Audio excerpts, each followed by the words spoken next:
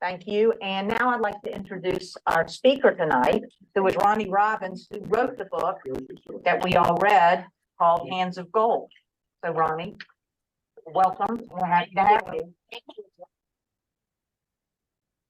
No, I appreciate this.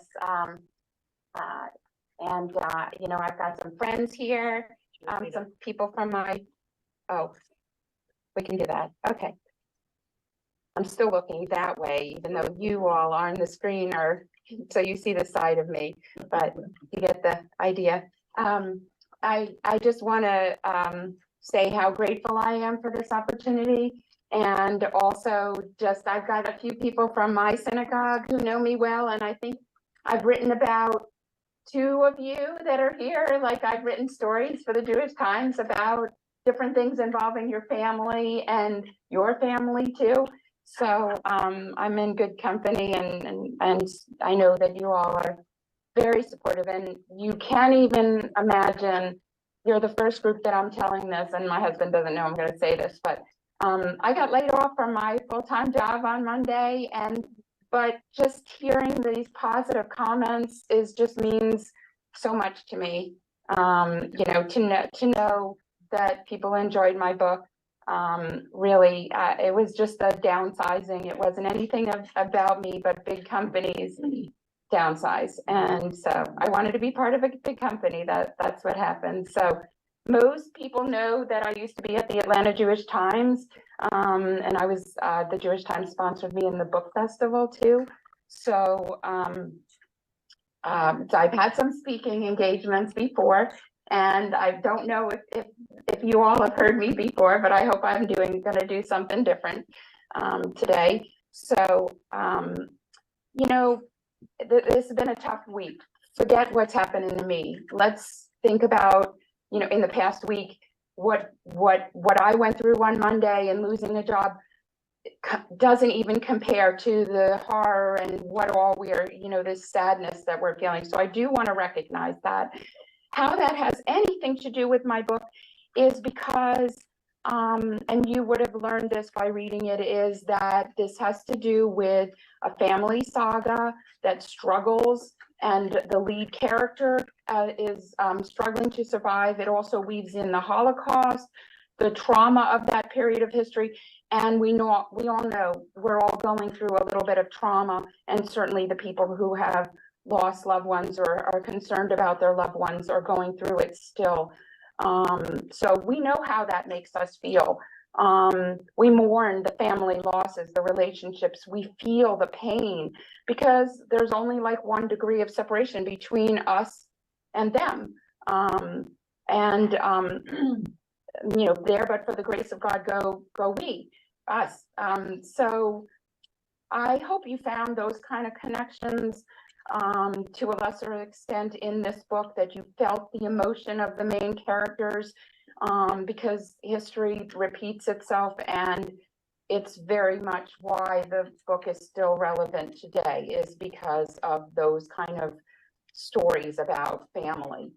Because that's what it comes down to: family and friends and loved ones, and the pain of what they go through and their struggles. So I figured I'd do something different, you know, and I'll get to the traditional, you know, questions, you know, later, you know, the traditional book club questions that I have even on my website.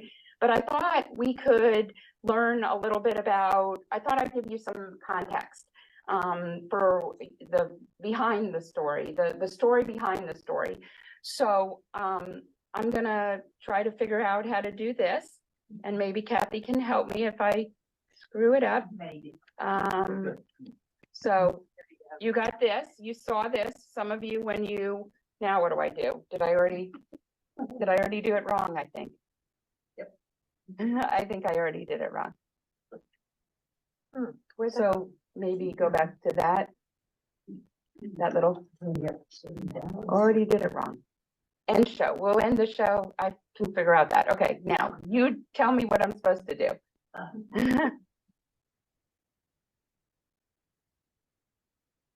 And then share. Can you guys, can you see this, but you can't see me, but I'm okay with that. But then we can't see you.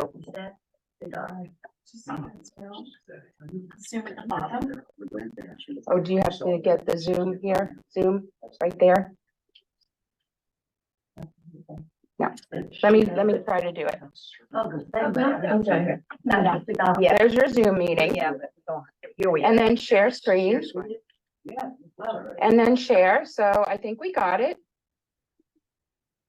And somebody's, you did it, okay, and we're not gonna, are we sharing? Thank you. Okay, so you can see this and you can see everyone who's here, right? Thank you. Thank you. Okay, great, all right, so. Actually, I'm gonna just tell you some quick things, but this way you have something to look at. So first a little bit about me. I grew up in Hauppauge, Long Island. I heard somebody say Long Island when they came in. So how many people are from New York? A few, not that many. Okay. I lived about an hour from my grandparents. They lived in Rego Park, Queens, and the rest of the family was scattered around New York. Just a quick question. Do you mind if my husband takes pictures just to prove I was here? No, I'm just, I might put it on my website and, and I'll ask further permission if I put it on social media, I suppose. Okay, so I've been a journalist for 35 years and many people connect me with the Atlanta Jewish Times. As I said, I was associate editor before my current job at Medscape WebMD, and I was a reporter in the 90s. So I go way back with the Atlanta Jewish Times. I took journalism in high school and I wrote most of the copy in the school yearbook, and I majored in journalism. I had a journalism scholarship to the University of South Carolina, and I worked on the school paper and worked my way up to editor-in-chief. So I worked at daily newspapers for 6 years before I moved here to be with my husband. That's Ian Robbins, and he's had to put up with all of this for a long time. And then weekly with the Atlanta Jewish Times, and while freelancing for the Atlanta Journal-Constitution, and then I worked at the Business Chronicle. So this is where the book comes in.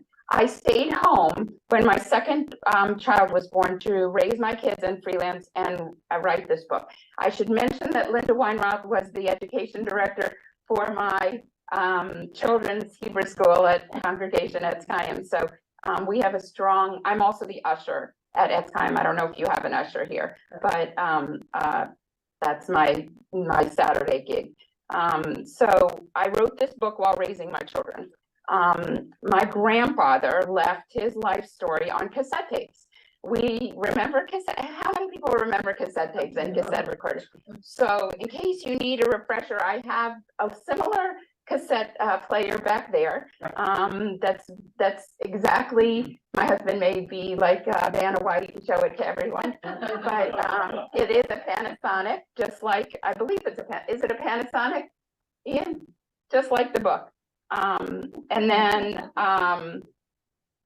so he left this cassette tapes, about 5 double-sided, so like 10, total 10 cassette tapes, 10 sides of a cassette tape. And so it was requested by my eldest, one of the older cousins, that he leave his life story. So he started, this story mirrors his story. So I transcribed the tapes, I reorganized the tapes, I revised, researched genealogy, and I edited them. And it took me 9 years until I realized that I might have something there. I was, raising my kids, and I was freelancing for some nice publications. And so I won the Amazon Breakthrough Novel Award contest. I was a quarter finalist. But so, yay, my book is going to be published. That means my book it doesn't work like that. So I had 50 rejections. I could have sworn I had more because they were like a stack like this. And it took me 9 more years till I got my first publisher. After 2 years, so after 2 years, I lost that publisher over some concerns that, legal concerns that somebody in my family might sue me, because there is some dirty laundry. in the book. And so, so 6 months later, I got my publisher. So last year it was published on my mom and my uncle's birthday, and you would have read that in the book. My mom was born on my uncle's birthday, his 16th birthday, and I've since won 3 more awards for the novel. American Fiction Awards finalist for Family Saga last year, and then I was the winner of the 2023 International Book Awards for Multicultural Fiction, and a gold medal winner for the 2023 Global Book Awards for Biographical Survival. So, so I guess people liked it. A couple of you liked it too. Yes. So maybe this is my future right here, to just do this full time. But so Hands of Gold was published last year, Amsterdam Publishers, which bills itself as the largest European publisher of Holocaust memoirs. Mine is just like a new area because it's fiction, you know. So Holocaust fiction is a sideline for the publisher. So the novel is based on the cassette tapes, and about my grandfather's adventures, his decades-long battle with tuberculosis, which is still in the news, his near-death experiences, which is still in the news, people sharing those, and Jewish family in Europe and the United States, including, so here we go, his wife of 60 years, shown here at their wedding in 1927. At the very heart of the novel is a love story, which is detailed from their literal first sparks of romance to their dying breaths, as cliche as that is. And in between, they struggle together, with each of them filling non-traditional roles when necessary to support their family through the Great Depression, through my grandfather's battles with tuberculosis, losing family in the Holocaust, and growing a family of 5 children and losing one. All of that is in the book. You would have read it. But let me ask you, how many of you have family in that area, in Hungary, in Czechoslovakia, in Romania, Moldavia? Usually I get a few more. Russia. Oh, a few more hands shoot up. Okay. So the main character, so this is slide 2. So let's see. I think.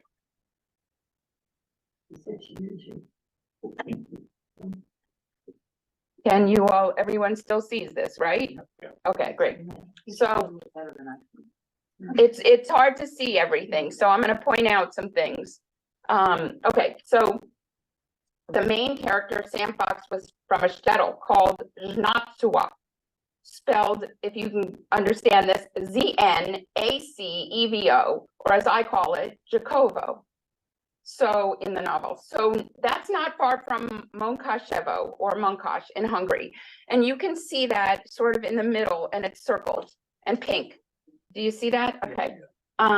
So you can see, and then the Carpathian Mountains are mentioned, and they're right above it. You can see sort of those letters above it, and then just a bit to the northeast. That's a bit to the northeast. And then to give you some context, if you're not familiar with this area, you can see Budapest to the far southwest over there. I can see it on my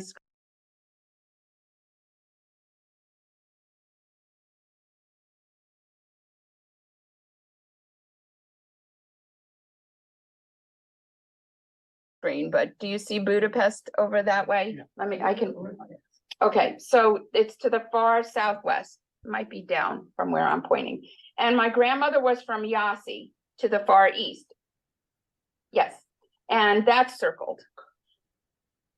Okay, and was Romania. We're talking early 1900s because this map is from 1999. So some of the smaller shtetls are gone.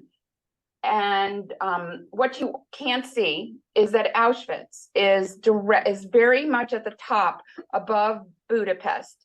I couldn't get it all in, and it wasn't even called Auschwitz then. Well, it would have been called Auschwitz, but I don't see it on my map. I don't see it on my 1999 map, directly north of Budapest, where much of my grandfather's family died. And so I'll get to that in a little bit. Next slide.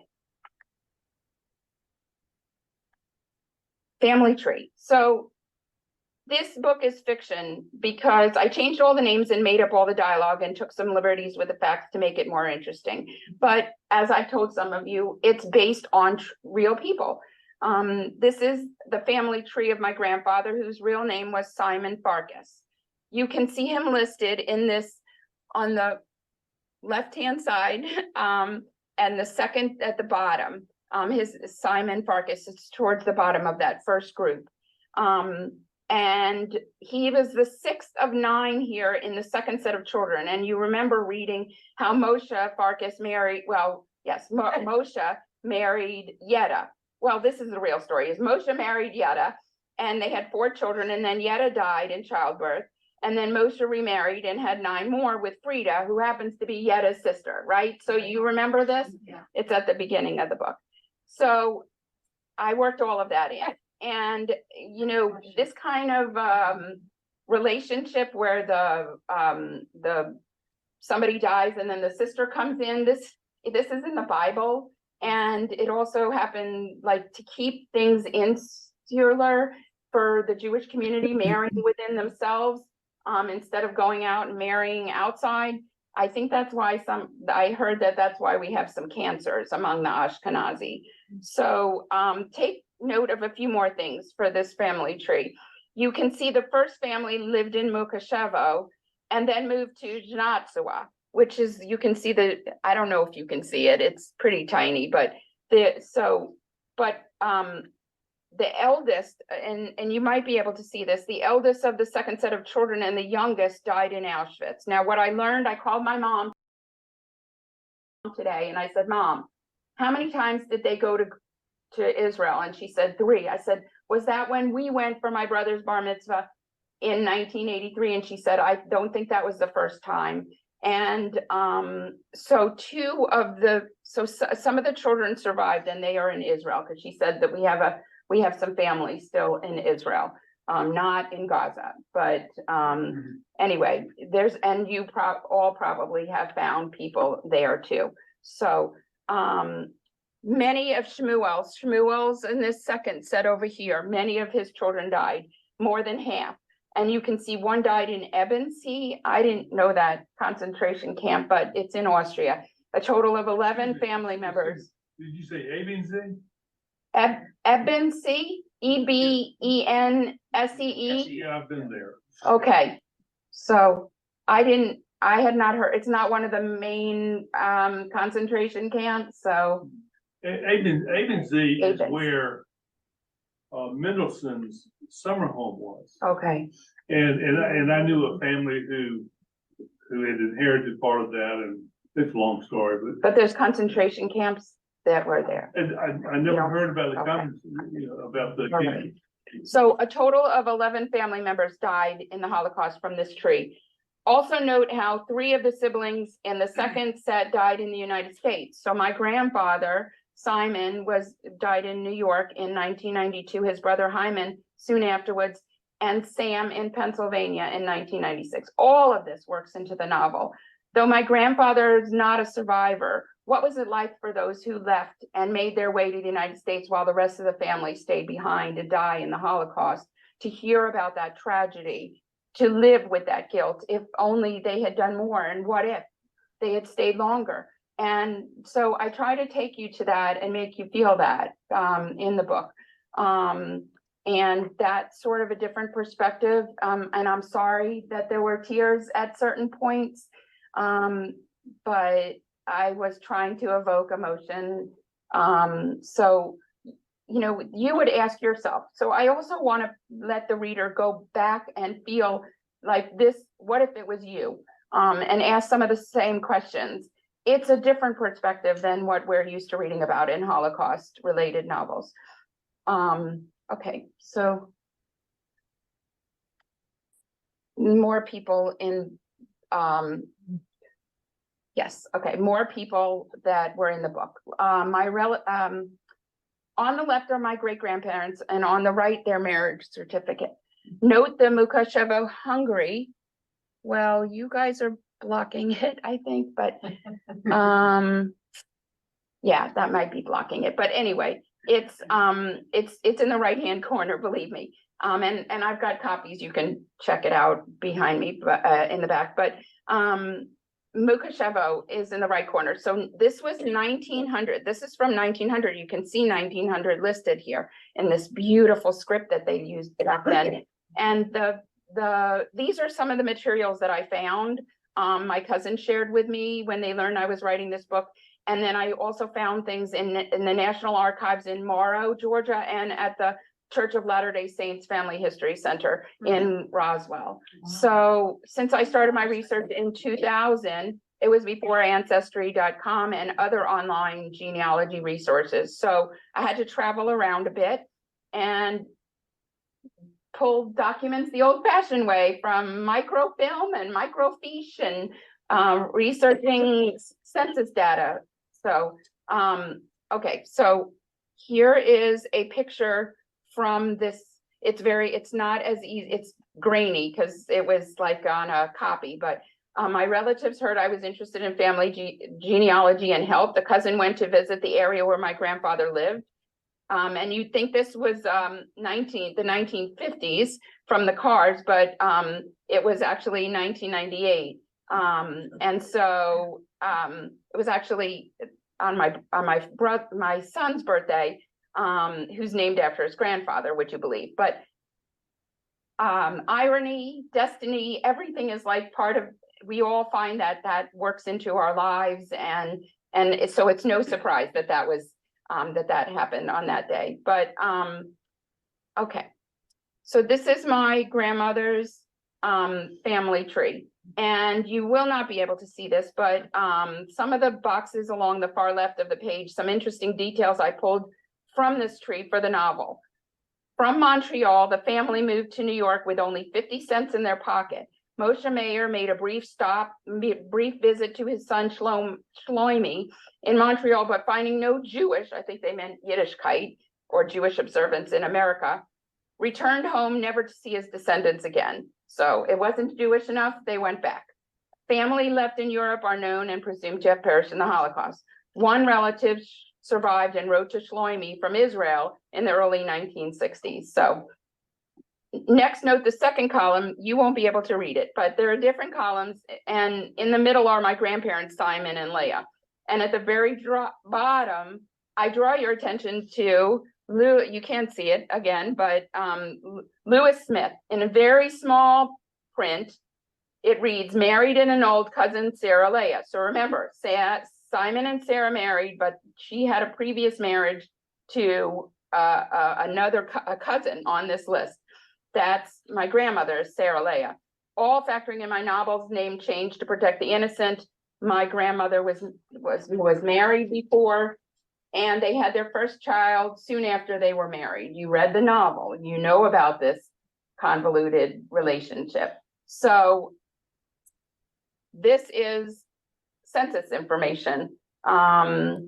This is the 1930 census from Utica Avenue, Brooklyn, New York. My grandfather is listed from Hungary. His occupation, a motorman for a streetcar, right? He operated a trolley. There's a dramatic scene in the novel involving him as a trolley operator. It says here he became a citizen in 1921 and my grandmother in 1923. She's listed as from Romania, a maker of ladies' dresses. They were both 25, having gotten married at 21, and their native language is listed as Yiddish. They had two sons born in New York, listed here, a 2-year-old and a 9-month-old. So it's all there. Some of it I didn't make up. Okay. This was my grandmother's withdrawal certificate from the New York Ladies Garment District Union in 1943. It says she was a dressmaker, and the reason for her withdrawals was maternity. Fun fact. She was requesting maternity leave to have my mom, who was born the following year. My grandfather had many jobs when he came to America. Like my grandmother, he was also a tailor. One of the key episodes in the novel involved him acting as a supervisor for a TB rehab center. He's shown here in that role. The next slide will let you know more about one of the most memorable chapters in his life, captured in Hands of Gold. This is the actual story. So a lot of people ask me, did you make this up? Yes and no. The novel includes a chapter about my grandfather being involved in a workplace shooting at the rehab center. It could easily have been ago, entered a big open workshop shortly after 2 p.m. and talked to Max Grant, the manager. He seemed disturbed, Grant said afterwards. He told me, nobody likes me. I assured them they did. Just then, a bookkeeper handed Lee a $40 paycheck for part-time work. He tore it to pieces. You shouldn't do that, Grant told him. The manager turned to ask the bookkeeper whether a new check could be made out. Lee talked to Simon Farkas, a supervisor. That's my grandfather. Nobody likes me, Lee repeated. I think I'll go back to China. When? Farkas asked. Tonight, Lee said. He walked towards his old table, presumably to get his belongings. Then suddenly he pulled the gun and began firing. I won't read more because you know what happened. It was a pretty dramatic scene on its own in the novel, in here. And then I played with the facts to make it even more dramatic. So everyone always asks this. None of these people in this picture are my mom. My grandmother, let's see, this is 11. Here are my grandparents and their 3 eldest children. The tall blonde is called by his nickname Little Whitey in the novel, or Mo. The youngest son is Herschel, who later dies, and Deborah is the younger girl who turned 90. Mo is not his real name, was very helpful in my book research, but died before it was published. I dedicated the book to him and my grandparents. This goes faster, this part, so we can get to the traditional questions. In 1986, I wrote this fake newspaper story about my grandparents' 60th anniversary. I had no idea at the time I would write a book about their lives. Remember, this is 1986. This was I was working at a small little paper. My name is Ronnie B. Kane. That was my maiden name. And so, though I knew they were intriguing subjects, but this was actually a gift that reporters can do for their family, is make up stories about their lives and then make it look like a newspaper article. So what's interesting back then is that I also had a fascination with their hands. And in the 3rd and 4th paragraphs, I used hand, of course, in the book title and the cover. And it seems I was already experimenting with the concept of made-up dialogue, which I found the most difficult part of being a journalist and then writing a novel. So my grandmother died in 1991 and my grandfather exactly a year later. It would be 3 more years before the cassette tapes on which he recorded his life would be passed on to my mother. And then I would write this precursor to the column that would lay the groundwork for the novel. This column talks about how I drove around town listening to my grandfather's voice and how others should leave their legacy in this way to their descendants. And that remains my mission, actually, along with preserving Yiddish and other native language, so we never forget where we came from, which helps us understand who we are today. And that's what I'd like to leave you with at this part of my presentation. Each of us has a story to tell. Let's share our stories with those who we love so they can be enriched with that knowledge in some way, if only to value their family history a little bit more. You don't have to write a novel. I did. It took me a whopping 20 years to land a traditional publisher, during which time I freelanced as a journalist for some big name publications, and I raised my own children, only 2 of them. My grandparents had 5 and lost 1. I mentioned my awards, and you might also know I got to speak last year at the Jewish Book Festival of the MJCCA because the Atlanta Jewish Times sponsored me, and they gave me a full page, which you can see down there, opposite Bernie Marcus. But did Bernie Marcus buy any of my books? But that's, anyway. So, and then I just have this at the end, so. But this does connect to my website in case you want to order more copies, learn more about me, about the book, or ask follow-up questions. This is also where I posted book club questions. You are the first club that I've actually tested them on. I don't know who else has tested them without me knowing about it, but they're on my website. So, so that we'll see how that goes. And so there you go. That's that. And that's my little history lesson here. And I'm going to stop sharing.